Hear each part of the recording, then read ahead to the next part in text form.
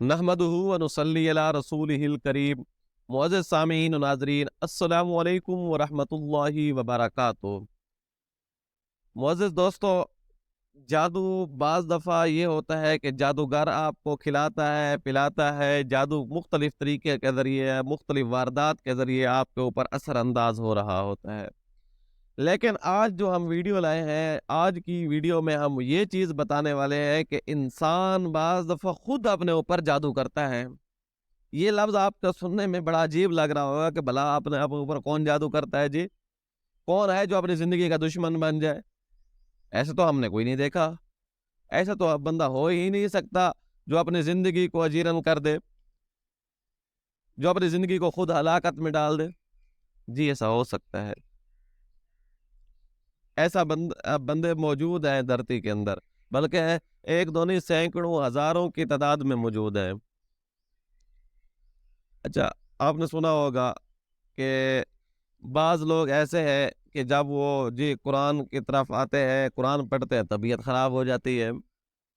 آپ نے سنا ہوگا کہ بعض لوگ ایسے ہیں کہ جب ان کو نماز کا کہا جائے تو نماز پڑھنے کے لیے کھڑے ہوتے ہیں، دورہ پڑ جاتا ہے، سر میں درد شروع ہو جاتا ہے، سستی آنا شروع ہو جاتی ہے، کہلی آنا شروع ہو جاتی ہے، طبیعت خراب ہو جاتی ہے۔ قرآن پڑھے، قرآن سنے، دورے پڑھنا شروع ہو جاتے ہیں۔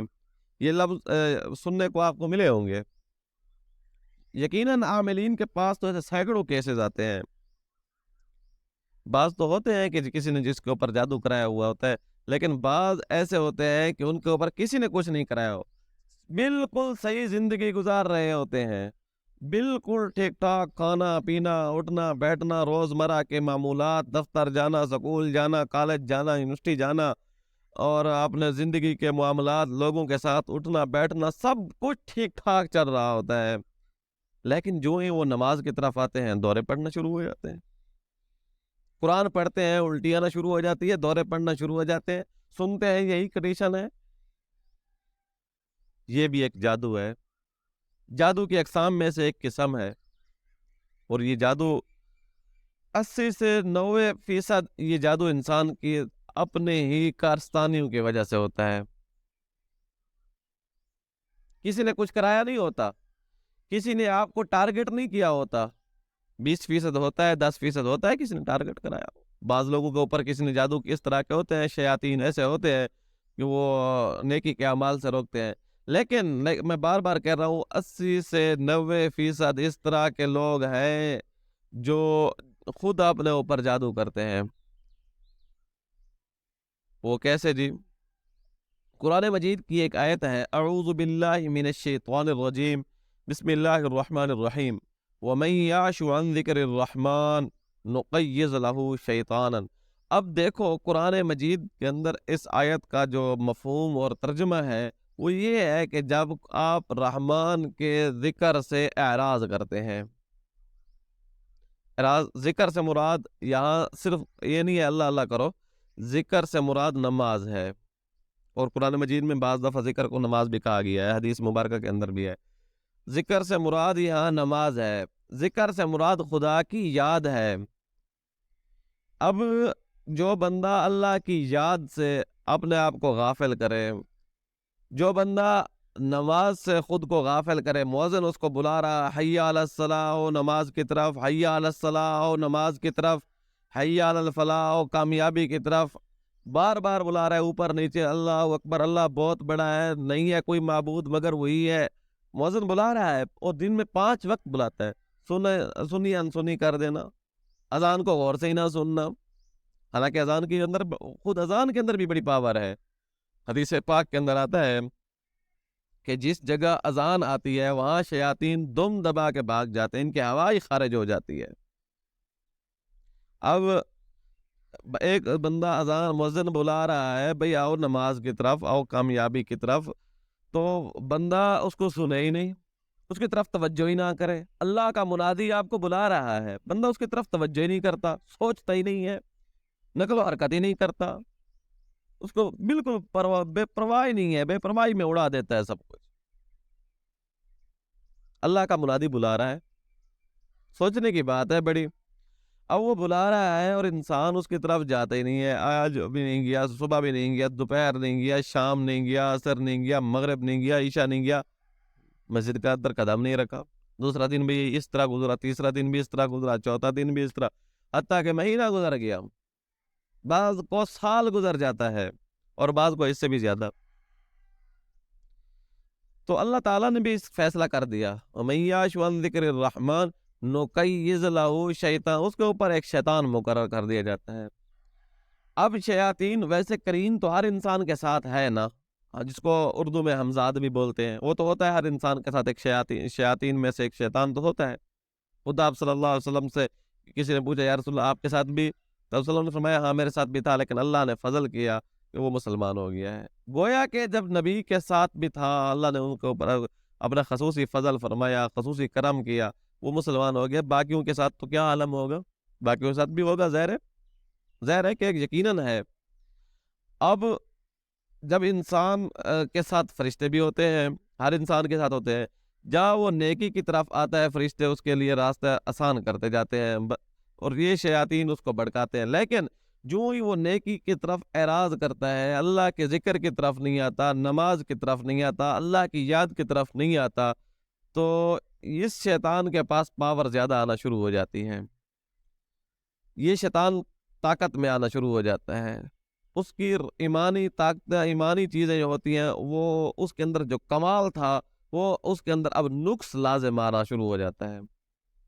جب نقص آنا شروع ہو جاتا ہے، کمال ٹوٹنا شروع ہو جاتا ہے.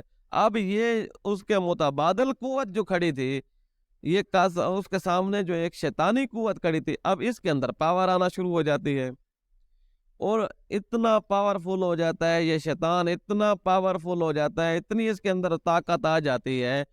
کوئی بندے کا جس بندے کے اوپر یہ شیطان حاوی ہو جاتا ہے، اس کو آپ نیکی کی بات کرو، اس کو غصہ آئے گا، اکتاہٹ ہوگا، اور کچھ نہیں تو کم از کم اس کا دل بھر جائے گا بات سننے کو، نصیحت پکڑنے کو، خیر کی بات کو، بھلائی کی بات کو. حتیٰ کہ اس کا والد ہی کیوں نہ کر رہا ہو، اس کا بھائی ہی کیوں نہ کر رہا ہو، اس کا بڑا ہی کیوں نہ کر رہا ہو، اس کے اوپر اثر انداز ہونا تو دور کی بات ہے، الٹا غصہ آ رہا ہوگا. اس کو نماز کا کہہ کر دیکھو، وہ ہیلے بہانے فوراً گھڑنا شروع کر دے گا، جی میرے کپڑے ٹھیک نہیں رہتے، جی میرا فلاں کام ہے. تو اب وہ یہ خود نہیں گھڑ رہا ہوتا، اس کے اوپر حاوی چیز ہو چکی ہے، اور یہ اللہ کی طرف سے نہیں ہے، یا ویسے نہیں چمٹ گئی، یہ اس کی اپنی کارستانیوں کی وجہ سے چمٹ گئی ہے، اس کے اپنے ہی اعمال بد کی وجہ سے اس کے ساتھ چمٹ گئی ہے، اور اس کا خمیازہ اس کو یہ بھگتنا پڑے گا. دنیا بھی اس کی ذلیل ہو رہی ہوگی، اور آخرت تو ظاہر ہے اس کی خراب ہونی ہی سو ہونی ہے. اب یہ اس کو ایستا ایستا غیر محسوس طریقے سے اس یوں سمجھتا ہے کہ میں نماز کے لیے خود نہیں جا رہا، وجہ یہ نہیں ہوتی، یہ راستے میں کے اندر رکاوٹ ہوتی ہے. یہ چیز ایستا آپ کو نیکی سے ہٹاتا دماغ کے اندر آپ کے ذہن سازی کرتا اس نتیجے تک لے جائے گا، اس امر تک پہنچا دے گا کہ آپ کے لیے یہ نیکی کا راستہ، آپ کو اگر کبھی نماز پڑھنے کی تو اللہ تعالیٰ توفیق دے بھی دے، تو نتیجہ یہ نکلتا ہے دل کے اوپر ایسے بوجھ پڑ رہے ہوتے ہیں، وزن پڑ رہے ہوتے ہیں، دل ماننا نہیں ہے، مانے بھی تو الٹیاں آنا شروع ہو جاتی، طبیعت خراب ہونا، سر دردی شروع ہو جاتی ہے، 100 ہیلے بہانے کھڑے ہو جاتے ہیں.